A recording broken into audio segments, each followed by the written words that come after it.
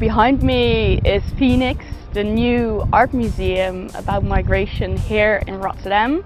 Phoenix is located in a historical warehouse, and at the heart of this warehouse we've made a contemporary edition that we call the Tornado.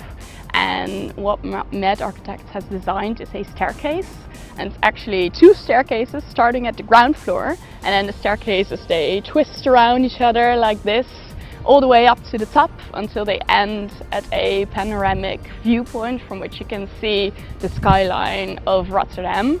And the tornado is a metaphor for a journey, if you will, where you are not necessarily sure if you take the fast lane or the slow lane. There might be unexpected twists and turns, you might see yourself in the reflection, and at the top you arrive at your destination and you see the city.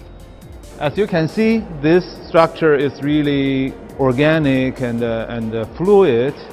That's my understanding about migration. It's all about the movement, about the humans travel to different places in different time. So I think movement is the key for this museum.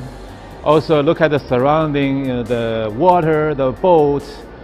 I almost consider this as a journey for everyone. You start to take the stair, and then we actually designed the two routes that you can come up and come down using different routes.